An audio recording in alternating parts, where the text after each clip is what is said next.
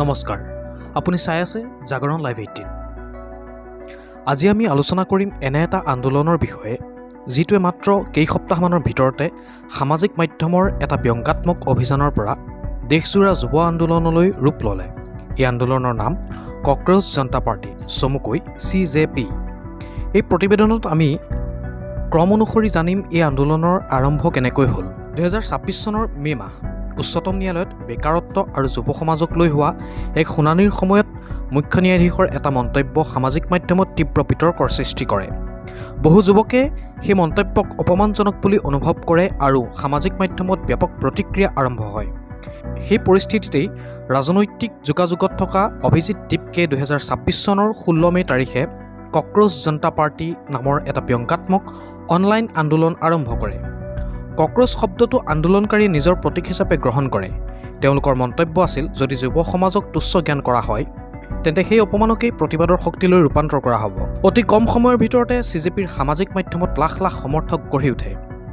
ইয়াৰ মাজতে অনুষ্ঠিত হয় NEET UG 2026ৰ পৰীক্ষাৰ পিছত ৰাজস্থানকে ধৰি বিভিন্ন ঠাইত অভিযোগ উঠে যে পৰীক্ষাৰ আগতেই তথাকথিত গেছ পেপাৰ ঘূৰি ফুৰিছিল আৰু সেই কাগজৰ বহু প্ৰশ্ন মূল কাকতৰ সৈতে মিল পাইছিল।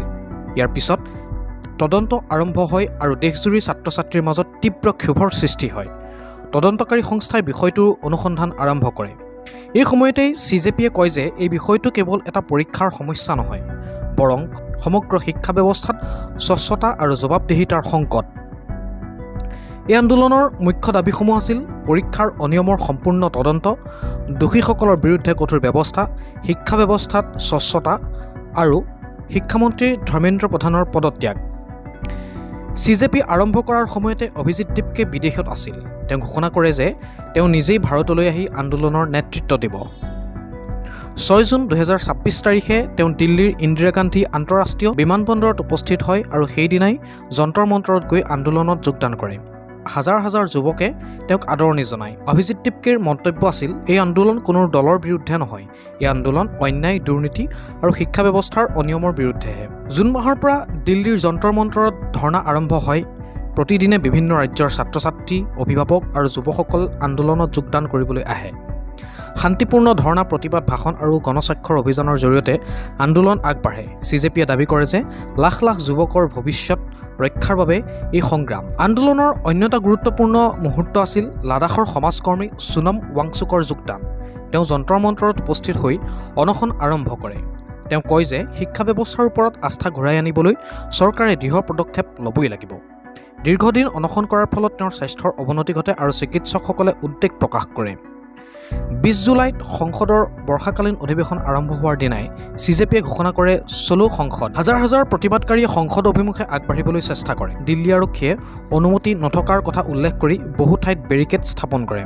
কিছু ঠাইত আৰক্ষী আৰু প্ৰতিবাদকাৰীৰ মাজত সংঘৰ্ষৰ ঘটনাও ঘটে। আন্দোলনকাৰীয়ে শান্তিপূৰ্ণ প্ৰতিবাদৰ দাবী কৰে। আন্দোলন তীব্ৰ হোৱাৰ পিছত কেন্দ্ৰীয় মন্ত্ৰী JP নাড্ডাই CJPৰ প্ৰতিনিধিসকলৰ সৈতে বৈঠক কৰে। CJPয়ে তেওঁলোকৰ দাবী পত্ৰ দাখিল কৰে। কিন্তু বৈঠকৰ পিছত আন্দোলনকাৰীয়ে কয় যে কোনো নিশ্চিত আশ্বাস পোৱা নগ'ল।